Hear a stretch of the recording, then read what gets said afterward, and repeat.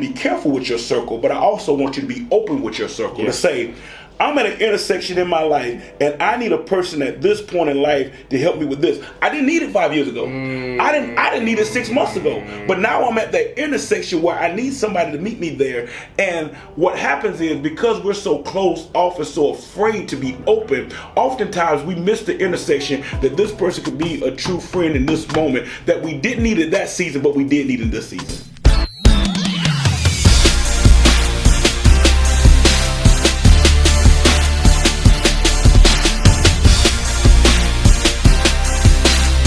Welcome to the Build My Bridge podcast. I'm your host, Harry, and I am joined by the bridge builder himself, Zach. What is going on, man? How you doing? Man, I'm good, man. Glad to be back on the podcast together. Excited about the things that we're able to just provide from a content perspective, and everything's motivational, man, and leading people in the direction. You know, shameless plug for Build My Bridge, but we're trying to get people to a place where all of these things are the tools and materials to build their bridge from desire to destiny. So we're excited about that. And man, I think the topic today is a hot one, Harry, because it's one that the sooner you learn this, the better. And so I want to go ahead and lay this out there.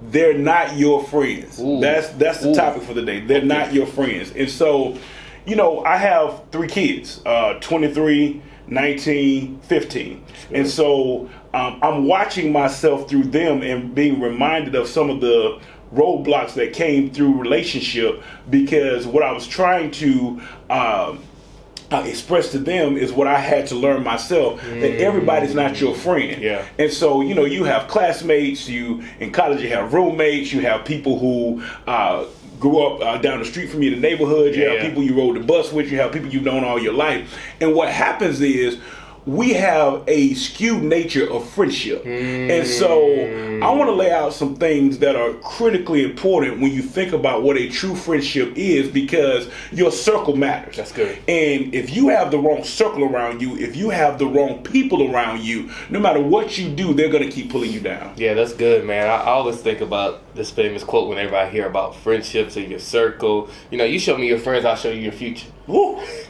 Yeah, I like that. So, you know, when we think about that, you know, who are you connected to and where are you going? And, you know, we talk about that a lot in Build My Bridge. You know, we have that exercise where you have to identify, you know, the 10 people you talk to and put them in categories. So I'm looking forward to this, Zach, man. Excited about this topic. And, you know, you got to throw the shameless plugs, because, you know, the Build My Bridge is just designed to get you to that destiny and that destination of where you desire to be. So let's get into it, man. Yeah, well, I think the first thing is the 3 things about understanding what a friend is, so that when you understand what a friend is, you can understand what a friend is not. And so the last thing we're going to talk about is probably the first thing we think about. But I want to deal with this first, because what I've discovered in my life is that true friends intervene. When I talk about somebody that intervenes, I'm talking about somebody that can pay attention to you being off, to pay attention to what you said you wanted. Wow. And the difference in what you said you wanted to what you're actually doing. And intervene. I say this all the time, Harry. Everybody can pat you on the back. Yeah. But a true friend will tap you on the shoulder. The pat on the back is the pumping you up. It's the, you got this, you can do this. Listen, Harry, you're going to have more people clap for you in your life than you'll ever even meet. Wow. But it's the true friend that intervenes and taps you on the shoulder and says, Harry, I thought you said you wanted this, or I thought you said you wanted that, or you're not yourself today. And I think the problematic nature of misunderstanding friendship, we want everybody patting us on the back, but we don't want anybody tapping us on the shoulder. Yeah, man, I think about that, Zach. We live in a feel-good society. Yes. So, you know, we always want people to be a cheerleader over being a coach. Ooh. And I think about that sometimes, even in my own life, man. And that's why I always shout out my wife, man. My wife's not impressed with me. I say that all the time. People look at me crazy when I say that, and I don't say that from a bad place. I say that from a place is she's not going to point out all the good things that I'm doing. She's going to challenge me to correct some of the things I'm not doing well. So for her instance, you know, people see the speaking, they see the book, they see all the great things that I'm creating and things like that. She sees the, why you didn't fold the towel like this? Yeah. Why you didn't clean this dish like that? Yeah. You know, she sees the opportunity. And so when we think about the friends that intervene, we need people in our lives who's going to say, yeah, you know, you're doing that well, you're doing a wonderful job here, but have you considered this? You told me you wanted to do this and you haven't done that yet. Yeah. You told me that this is going to be accomplished by this date, but you haven't did anything to put any action towards that date. So the intervene is so important because, you know, I want for you to tell me when I'm not on my A game. I want for you to tell me when you notice that I'm off. I want for you to tell me when I told you I was going to do something and I didn't do it because I may be going through something. Yeah. I think the other part of this, Harry, and I want to be careful because there are times when we all get down. Yeah. I've had down moments in my life. And so I used to be a big person of saying, you know, don't have a pity party. And let me say this. What I want in a friend and what I choose to be in a friend is I'm going to turn your pity party into a parade. Ooh. So I'm showing up at the party. Yeah. You tell me you're having a down day, man, I just need to get some stuff off my chest. I'm going to meet you at the pity party. That's powerful. But I'm going to meet you at the party, but we're going to parade our way out. Ooh. I'm going to let you get it all out. I'm going to let you Okay. get all the concerns out. I'm going to let you get all the frustrations out. Yeah. I'm going to let you get all the disappointment out. Okay, you done? Now, what are we going to do about it? The image that comes to my mind of UCLA basketball player, it went viral. Yeah. His teammate made a bad play and he had his head down and he just touched him and lifted his head up. Powerful image. I want people that'll lift my head up, Harry. That'll say to me, listen, I know you're down right now. And listen, that was a bad play. Yeah. It did stink. it wasn't good. Context. But let's take the pity party and turn it into a parade. Let's parade our way out to the best course of action. Yeah, that's powerful, man. Powerful. Parade. Yeah. Parade our way out. Yeah, we got to parade our way out, That's man. good, man. What's next? What you got next for us? Well, I think the next thing is not only do true friends intervene, but true friends intersect. So this is the biggest danger of finding true friends. We live in a world that is infatuated with sameness. And I want to say that sameness is a very immature way of picking friends. Okay. We both like the Cowboys, so we're gonna be friends. Not me and you. I know you don't like the Cowboys. I'm praying for you, Harry. But we both like to eat the same things, so we like to hang out at the same restaurants. We both like shopping at the same, and so we get caught up in sameness. That's good. I'm not saying sameness is bad, but sameness isn't good for a true friend. I want somebody that intersects me at my weaknesses at a point of their strength. So when I have a true friend, when I look at my circle, although we often have a lot of similarities, it's the differences that make us friends. Yeah, that's powerful. It's the differences. You know, we came in here a few minutes ago, getting set up for the podcast. You start talking about all this AI stuff you use. Like, Harry, if I had to do this, it would not work.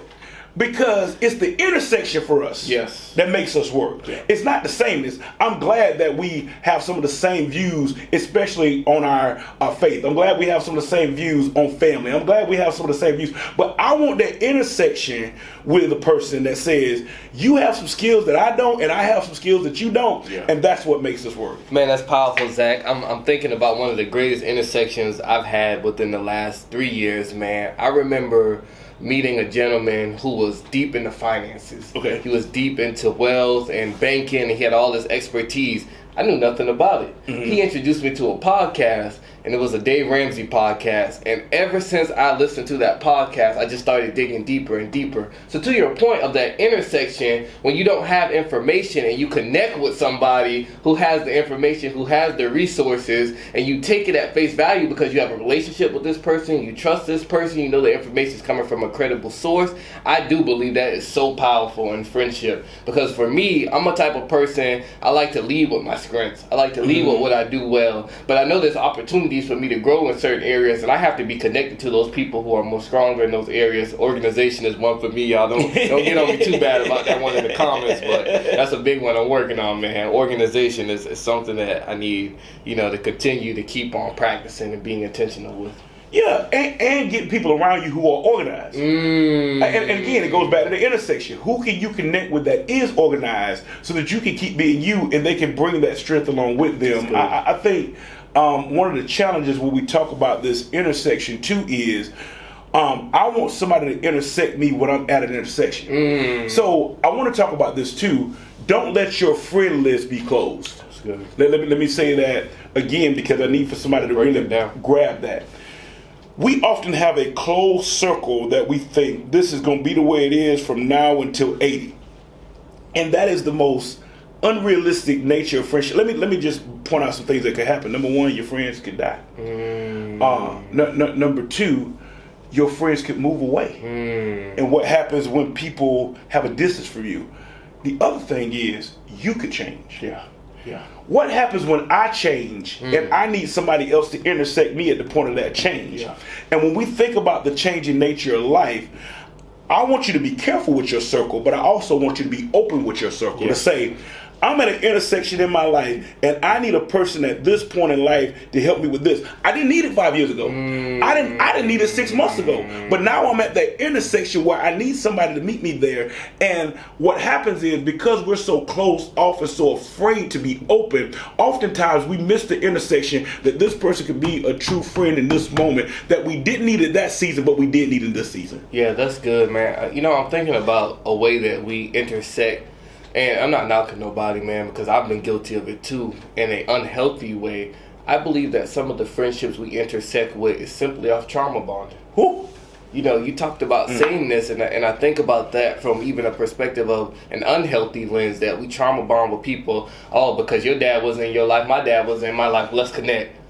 You know, because now we have something in common, something that we share. Oh, you have an alcohol problem, I have an alcohol problem. We both like to drink and turn up and have a good time and things like that. And I'm not knocking that. You know, I like to be clear with examples, because oftentimes we don't know that we're doing it. That's real. It's an unconscious thing that's stored in our subconscious, because we have gotten to a place where it just looks so familiar. Yeah. So we don't even understand that these patterns are stunning our growth. So, you know, talk us through a little bit, Zach. You know, what do you do when you're in a situation where you have intersected with somebody and you see red flags, you see things that are showing you that this person is not necessarily the definition of a true friend, but you know, you don't know how to get out of that? No, thank you for bringing it up. There was something on Instagram that I read about 90 days ago, and I can't get it off my mind. It actually has me in a chokehold in a good way. It says, if you realize that you're on the wrong train, get off the moment you realize it. Wow. Because the longer you stay on, the further you have to go back to where you're supposed to be. That's powerful. So I really believe change has to happen at the point of epiphany. The minute you get that epiphany that this ain't working, the minute you get that epiphany that this isn't good for me, you got to get off that train then. One of the true dangers of change is the idea of full change. And I want to deal with this for the audience, because I need for them to hear this. When I talk about full change, the idea of change is a metamorphosis that takes time. So when I want to change a thing, Google in the information stage tells me, well, I can't change this until I know that. It's foolish. Say that. So I know that I'm not supposed to be here now, but I refuse to change it until I understand my next. But often I can't understand my next until I change my now. So both can be true. Both can be true, that I don't know where I'm going when I'm leaving here, but I know I have to leave here. That's good. And what people that are watching, and some of you give us some comments back, we love the feedback. Some of you in that place right now, where you know you're not where you're supposed to be now, but you refuse to change it because you don't understand your next. And I suggest your next will reveal itself when you change your now. That's good. So when you see that red flag, I don't know what my green flag is, but my red flag tells me I got to move from this. And so you got to start moving until you see it. And I want to go ahead and speak that. You'll know it when you see it. You've already seen this, that this isn't it. Go ahead and move towards your next. You'll know it when you see it. Oh, bridge builder. Yes, sir. Yes, sir. What's come on, man. Close us out. What we got? Right, What's the last point? So true friends intervene. True friends intersect. The third thing is true friends invest. Now, I want to be very clear. If a person is not investing in you, they should not get any return. Anytime you do anything in business, here we're both business owners. The first thing the bank is going to ask us is, what's the ROI? What's the return on investment? Yes, sir. So there's some of us that are giving a whole lot of returns, but the people haven't given us a whole lot of investment. And so you're giving returns, and you're giving a lot of things back, and you're giving a lot of rewards, but people haven't invested in you. And investments really grow over time. It's called compound interest. Yes, sir. And so what ends up happening is we're giving a whole lot of rewards, but we haven't seen that compound interest from the investment. So my point is, you need to give people time to invest in you, and you invest in them to make sure that the relationship is right. The reason reason that these friendships go off the rails is because we give everything in the first moment. We give everything at the first cup of coffee. We give everything on the first date for those of you who have relationship issues. Wow. We give everything in the first interaction, and we wonder why it's not working. Yeah. It is because you haven't really seen a perpetuation of investment that would tell you the type of return you should give the person. So I want you to be careful with your investment, and I want you to make sure you're seeing a level of investment before you determine whether they're real friends. Man, Zach, as you're talking, I know I've said this before a few times, but be very careful of withdrawal people from your life. Whew. Hey, I'm thinking from the banking analogy, you know, be very careful of people who only come to your ATM to take out.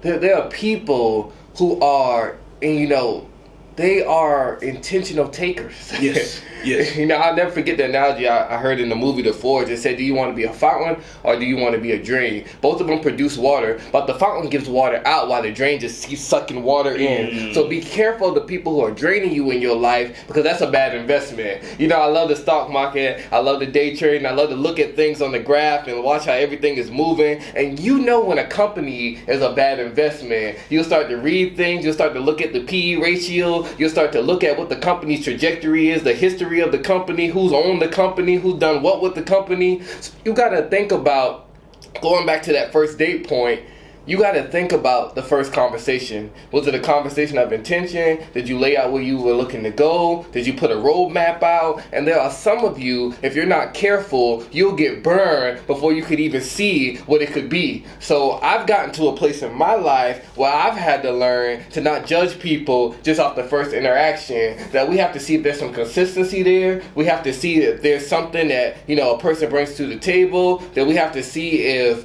you know, we can have something meaningful and mutual, to where it's not just, you know, hey, I'm giving, you taking, or you're giving, I'm taking, but we're both giving and we're both benefiting based off the investment that we're putting into the friendship. Yeah, I love it. And so to put a bow on this thing, I told you in the beginning, people flip this on its head. So what happens is we measure friendships just off whether they invested, or just off whether the intersection's right, or just off whether they intervene. But the truth is, you will know a friend by somebody who can truly intervene with you first. Somebody who loves you enough, who cares enough about you. I can't get off the banking analogy. It's all about risk reward. Harry, I'm willing to risk our friendship to stop you from going down the wrong path. That's good. So I'll intervene. That's good. I'm willing to intersect with you to use my strengths to cover your weaknesses and vice versa. And then last and certainly not least, if we're both invested, there's going to be a return on the relationship. So when you're asking yourself, is this my friend? When you're asking yourself, is this a relationship for me? Ask yourself these three questions. Are they intervening? Are they just patting me on the back, or they tapping me on the shoulder?